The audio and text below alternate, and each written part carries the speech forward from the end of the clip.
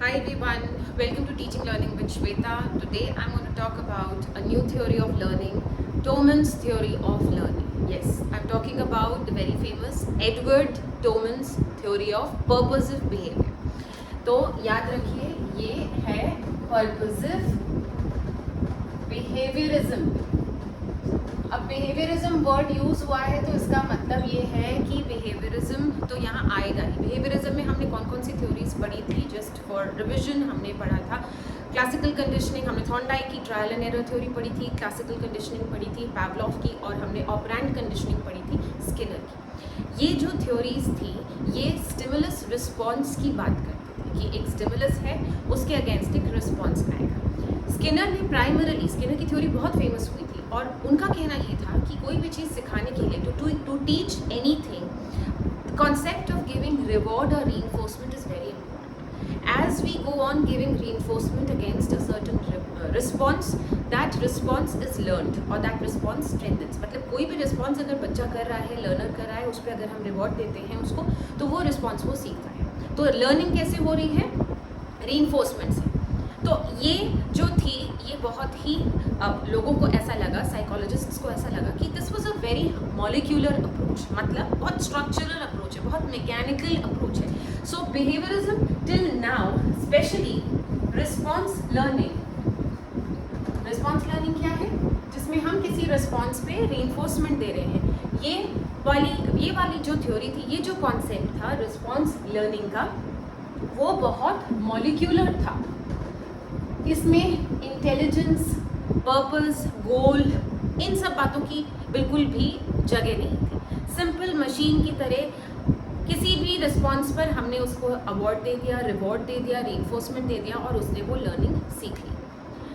टोमन कहते थे कि this learning is not molecular but it is molar in nature. मतलब ये जो टोमन्स थ्योरी है, ये वर्ड्स में इसलिए यूज कर रही हूँ क्योंकि यूजीसी नेट में कई बार ऐसे क्वेश्चंस आते हैं. So this approach, this theory, Tolman's sign theory या Tolman's theory of purposive behaviourism, ये जो थ्योरी थी यहाँ पे इन्होंने पर्पसिव वर्ड यूज किया है. इसका मतलब ये मोलर थ्योरी है जहाँ पर गोल्स, इंटेलिजेंस, इंसेंटिव्स और बहुत सारे ऐसे इंटरवीनिंग वेरिएबल्स की बात की जाती है. तो इस थ्योरी की अप्रोच है मोलर अप्रोच. मतलब यहाँ पे it is more than the mechanical approach और the mechanical theory that was given by Skinner, which only talked about giving reinforcement for strengthening some kind of response. यहाँ पे बात की गई है बहुत सारी अलग अलग चीज़ों की, जैसे कि गोल, कोई ड्राइव, कोई attitude, some intervening variables. So between stimulus and response there are several intervening variables which are responsible for learning. ये कुछ सिर्फ रिवॉर्ड ही नहीं है बल्कि बहुत सारे ऐसे इंटरवीनिंग वेरिएबल्स हैं जिनकी वजह से हम चीज़ों को सीखते हैं. ये कहा है टोमन ने. अब इन्होंने बहुत सारी इंपॉर्टेंट चीज़ों के बारे में डिस्कस किया है जो कि मैं इस लेक्चर में आपको स्टेप बाय स्टेप बताऊंगी, बट उसके पहले ज़रूरी है कि मैं उनके एक एक्सपेरिमेंट को डिस्कस करूँ. So let's just discuss, talk about the experiment that Toman did. So what experiment Toman did was, this is a maze. Maze होती है जो पजल टाइप की होती है और यहाँ पे एक रैट थी और फूड राइट साइड पर रखा हुआ था. तो रैट को जैसे ही छोड़ा यहाँ पर, रैट ने मुड़ा और उसको यहाँ मुड़ते ही फूड मिल गया, मतलब उसको रीइंफोर्समेंट या रिवॉर्ड मिल गया. तो उसका रिस्पॉन्स क्या था? जिसको हमने रिवॉर्ड किया, मूविंग राइट, राइट मुड़ने पर उसको फूड मिला. तो स्किनर यहाँ पे होते तो ये कहते कि हमने उसे राइट मुड़ना सिखाया by giving that rat food, and this is how the rat crosses the maze, solves this puzzle and acquires food. तो फूड की क्या इंपॉर्टेंस है यहाँ पे? Food is the reward which is teaching the response for moving right. But what Toman did in the next step, instead of placing the food on the right, this time he placed the food here, and it was seen that rat, उसको तो right मोड़ना चाहिए था क्योंकि हमने उसको reinforcement, टोमन ने पहले उसको रीइंफोर्समेंट राइट मोड़ने पर ही दिया था, और स्किनर की थ्योरी के हिसाब से जब वो राइट मुड़ेगी, हम राइट मोड़ना ही उसको सिखा रहे थे। बट यहाँ पे देखा गया कि rat despite of the fact, इस चीज़ के बावजूद कि उसको राइट मुड़ने पर ही रिवॉर्ड मिला था लास्ट टाइम, इस बार उसने पता लगा लिया कि फूड आगे है और वो राइट नहीं जाकर वो सीधे जाकर उसने फूड को हासिल कर लिया, वो मेज से बाहर आ गया। Why did this happen? Because according to the Skinner's theory, we had taught the rat to move right because this response of moving right was avoided. And this is how Skinner says learning happens. Then how come when the situation changed, the maze was same थी, environment same था, there was no change in the environment, the only change was food was not kept on the right hand side, food was kept on the top, at the top. So how come rat learned to reach to the food despite of the fact that rat was trained or reinforced for moving right? कैसे उसको पता लग गया कि food ऊपर है, कैसे वो उसी तरह से ऊपर चली गई जिस तरह से राइट जाना उसको हमने सिखाया था? तो इसका मतलब कुछ तो उसके दिमाग में हो रहा है, कुछ तो उसने इंटेलिजेंस यूज़ की। रैट ने क्या किया? रैट ने इस पूरी चीज़ को समझा, उसने अपने दिमाग में ये इस पूरी चीज़ का एक नक्शा सा बना लिया, मैप सा बना लिया, and that map is in the rats mind, so it is called a cognitive map. And now the rat will try that map, उसको वो अब वो ट्राई करेगी उस जो उसने जो नक्शा बना लिया इस पूरी चीज़ का। जब उसको पहली बार फूड मिला था राइट हैंड साइड जाने पर, जो कि स्किनर की ट्रेनिंग का पार्ट होता है, उस टाइम पे रैट ने इस चीज़ का नक्शा अपने दिमाग में कॉग्निटिव मैप बना लिया। The rat formed a cognitive map और अ पिक्चर ऑफ दिस मेज in its mind, and that is called a cognitive map. And next time when the food was placed at the top, it experimented, it tested that map, it used that map, and hence moved in the upward direction rather than moving towards the right. So this means that it is not just response learning which is happening according to Skinner. According to the Skinner's concept of rewarding, सिर्फ food को right में रख के हमने उसे right जो सिखाया था, सेम चीज़ उसने कॉग्निटिव मैप बना के यहाँ अप्लाई कर दी। That means that people are capable of making maps of the situations they are in and then applying their intelligence and solving the problem or reaching their goals. It is not necessary that we always have to reward the person or train the person through reinforcement. यहाँ पे food उसको ऊपर अपने आप उसने जाना सीख लिया क्योंकि लास्ट सिचुएशन में उसको यहाँ खाना मिला था, बट उसने इस चीज़ की पूरी मैप बनाई। इसका मैं एक रियल लाइफ एग्जांपल देती हूँ। किचन में जो ड्रॉर्स होती हैं जिसमें सेक्शंस बने होते हैं, there are sections in our kitchen drawers where we keep our scissors or spoons or forks and knives and all. So you know where everything is placed. There's a cognitive map on your mind about which object is placed at which place. तो वो आपके दिमाग में map बन गया है। Next time अगर आपको ब्लाइंड फोल्ड कर दिया जाए, अगर आपकी आंखों पे पट्टी बांध दी जाए and you are asked to take out a spoon, आप अंदाजे से निकाल लोगे कि आपको पता है कि स्पून राइट हैंड साइड पे रखा है और फोक लेफ्ट हैंड साइड पे रखा है, और पट्टी बंदी होने के बावजूद भी आप वो स्पून निकाल लोगे। So despite being blindfolded, you'll be able to take out the spoon or the fork from the rack or the drawer because there was a cognitive map that was already present in your mind. वो learning आपकी हो चुकी है already और उसको आप use करोगे जब future में आपको ज़रूरत पड़ेगी। तो इसका मतलब ये है कि people are not doing things only because they are being rewarded for it. People are doing things even without a reward. They are able to make maps of the places where they are in, the situation they are in, and then that's a kind of a hypothesis that they form in their minds, and then they test that hypothesis and they reach their goal. So the role of reward is still there. Reward, food का reward यहाँ पे है, food का role यहाँ पे है, लेकिन उसके बिना भी सिर्फ ऐसा नहीं हो रहा है कि फूड दे रहे हैं तो उसको राइट मुड़ना आ रहा है या फूड दे रहे हैं तो उसको ऊपर मुड़ना आ रहा है, नहीं। When we changed the situation, this cognitive map, this which was already there on the rat's mind, was used by the rat, and rat turned in a different direction. उसको हमने राइट मुड़ना सिखाया था रिवॉर्ड दे दे के, but वो सीधे भी चली गई या लेफ्ट भी मुड़ गई। क्यों? बिकॉज उसके दिमाग में कॉग्निटिव मैप बन गया था। तो इसका मतलब ये है, Tolman says that learning is not just response learning, it is place learning.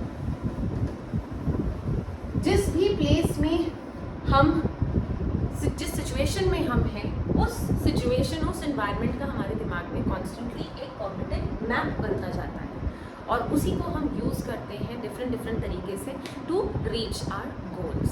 So Tolman talked about place learning instead of response learning. तो अभी तक हमने ये सीखा है कि सिर्फ रिवॉर्ड्स की वजह से लर्निंग नहीं होती है, लर्निंग होती है क्योंकि दिमाग में तरह तरह के कॉग्निटिव मैप्स बने होते हैं और उनको हम यूज़ करते हैं। बट यहाँ पे एक चीज़ जो है वो है रिवॉर्ड एक्सपेक्टेंसी। इसीलिए ये थ्योरी कंप्लीटली कॉग्निटिव नहीं है, क्योंकि बिहेवियरिज्म में रिवॉर्ड्स का बहुत रोल है और यहाँ पे डिफरेंस इतना है। टोमन को क्यों हम कहते हैं कि वो कंप्लीटली बिहेवियरिस्ट भी नहीं थे, कंप्लीटली कॉग्निटिविस्ट भी नहीं थे, वो बीच में थे, क्योंकि his theory has elements of both behaviourism as well as cognitivism. Cognitivism because he's talking about making a cognitive map. Behaviorism because he's still saying that there's always a reward expectancy. Rat was expecting food here. Had the food not been placed here, rat would gradually stop taking the upward direction and would start looking for different directions. Again, because the cognitive map is already formed.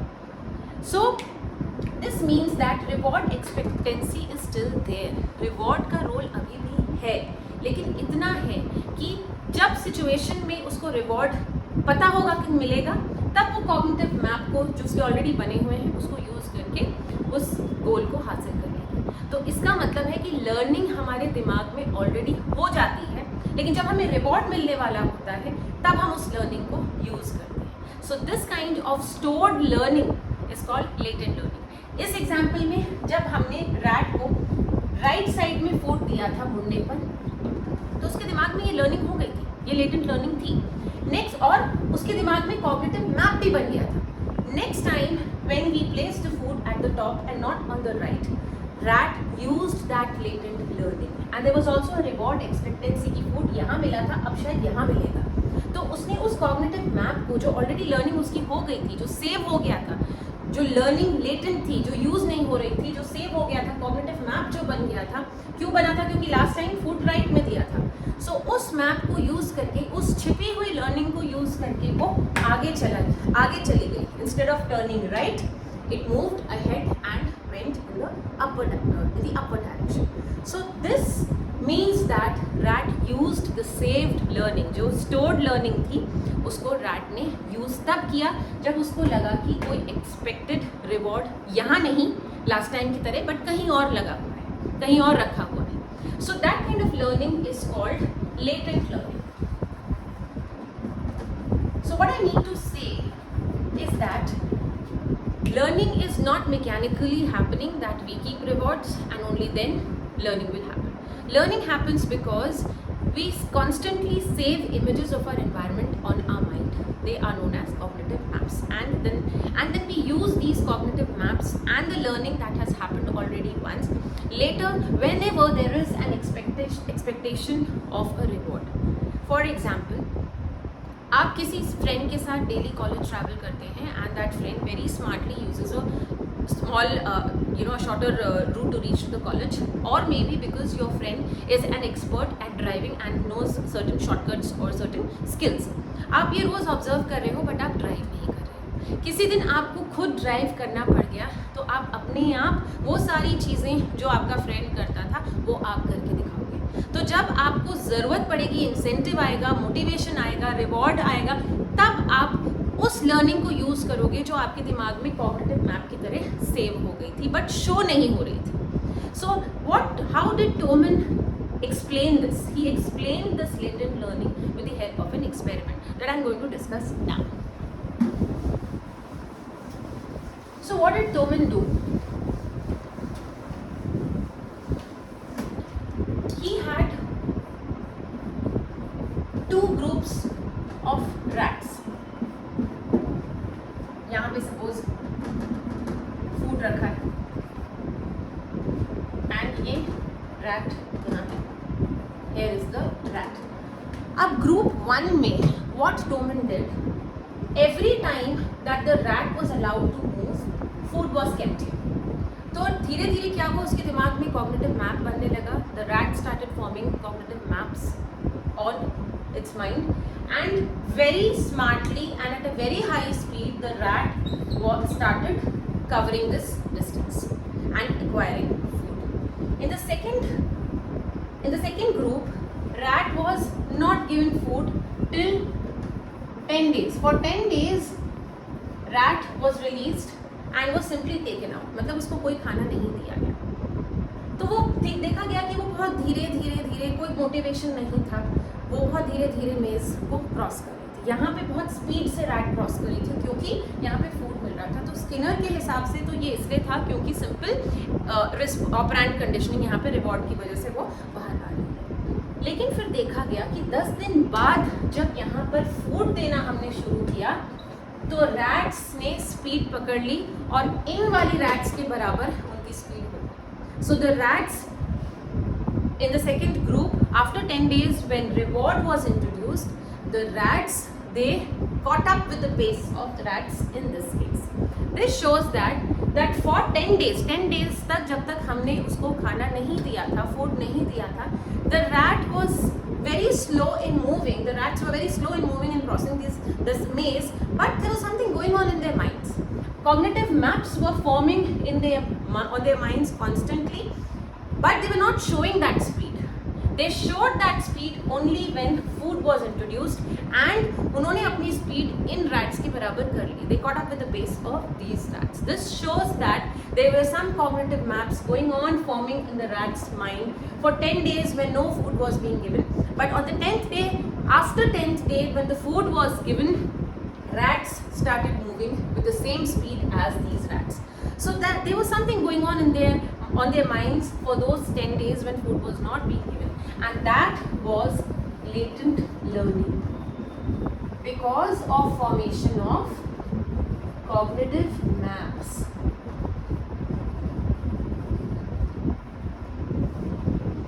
So this is exactly what Toman wanted to say, that rewards do play a role, but sometimes we are learning even without those rewards, but we show that learning, we present that learning only when these rewards or some kind of need arises, or there's a reward expectancy, or there's an intensive or motivation. For example, एक example जो बहुत commonly दिया जाता है कि बचपन में आपने टाइपराइटर पे काम किया होगा, कीबोर्ड आपने यूज़ किया होगा, उसके बाद आपने कभी उसको यूज़ नहीं किया. बाद में जब आपने कंप्यूटर चलाना शुरू किया तो आपको एकदम से याद आ गया and you started using your computer in the same manner with the same speed that you showed displayed while using your typewriter. तो इसका मतलब ये है कि लेटेंट लर्निंग होती रहती है हमारे दिमाग में, कॉग्निटिव मैप्स बने होते हैं, बट हम उस लर्निंग को तब शो करते हैं जब कोई नीड आती है, कोई रिवॉर्ड होता है, कोई इंसेंटिव होता है. So this means it's a combination of both cognition and behaviourism, that is rewards. So both of these things are happening while learning is happening according to Tolman. तो Tolman की ये जो theory है वो काफ़ी सारी चीज़ों को इंक्लूड करती है. वो कॉग्निटिविज्म को भी इंक्लूड करती है, बिहेवियरिज्म को भी इंक्लूड करती है. और रिवॉर्ड एक्सपेक्टेंसी में एक चीज़ और बोली गई है, एक चीज़ और जो टोमन ने कही है कि अगर रिवॉर्ड ये फूड मिलना बंद हो जाए इन दोनों केसेस में, तो ऐसा देखा गया कि the rats became frustrated and they showed destructive behaviour. वो भी इस तरह से भी देखा था कि एक मंकी को एक सिचुएशन में रखा था जहाँ पे उसको बनानास हासिल करने थे, कहीं पे टंगे हुए थे, और बनाना की जगह अगर वहाँ पे लेट्यूस रख दिया तो monkey got frustrated and started displaying destructive behaviour. तो रिवॉर्ड्स का रोल तो होता ही है, लेकिन साथ ही साथ किसी भी जगह की हम अपने दिमाग में एक पिक्चर इमेज बना रहे हैं और हाइपोथेसिस की तरह वो होती है, और उसको हम यूज़ करते हैं, स्टोर करके रखते हैं, और तब यूज़ करते हैं जब कोई रिवॉर्ड की मिलने की एक्सपेक्टेशन होती है. So that's how Tolman explains learning. So the important concepts that we need to remember.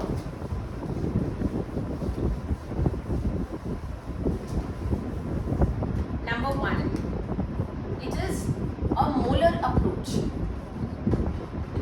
where there is always a goal ये फर्स्ट पॉइंट है। सेकेंड, मैंने आपको बताया था कि देर आर इंटरवीनिंग वेरिएबल्स।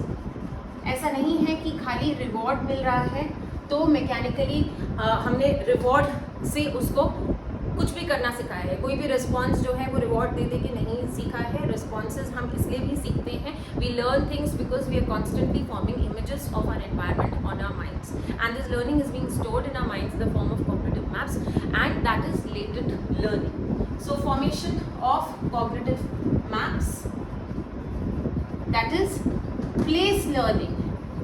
जो भी जगह है उसका मैप हमारे दिमाग में बनता जा रहा है, तो हम उन मैप्स को यूज करते हैं, एंड दैट लर्निंग, हमेशा वो लर्निंग हम शो नहीं करते हैं। हमारे दिमाग में कहीं ना कहीं मैप बने होते हैं, वो लर्निंग स्टोर्ड होती है। रैट्स के दिमाग में वो मेज की लर्निंग, वो फूड कहाँ रखा था, वो सारी सिचुएशन सेव हो गई थी कॉग्निटिव मैप की तरह, लेकिन उसने तब दिखाया स्पीड से, तब वो मेज से बाहर गई जब फूड एक्चुअली रखा हुआ।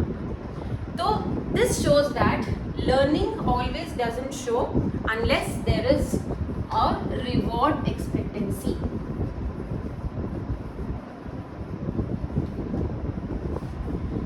And fifth point that we need to remember is that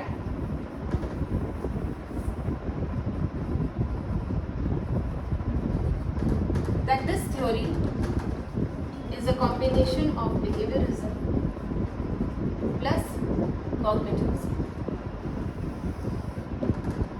So that's Toman's learning. How do we apply Toman's learning in education?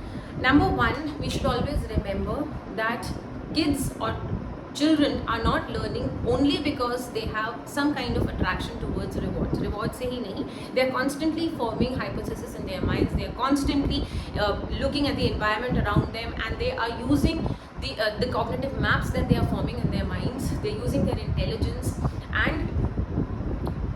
and they are solving their problems, and that is how learning is taking place. So there is a lot of cognition also which is taking place in children, not just because there is an expectation of a reward.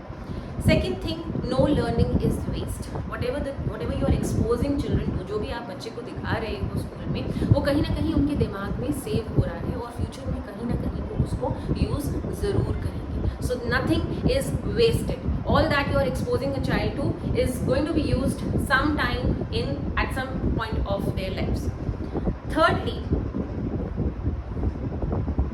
you have to expose children to you have to give them certain visual and spatial cues ताकि cognitive maps बहुत अच्छे से उनके दिमाग में बन पाए.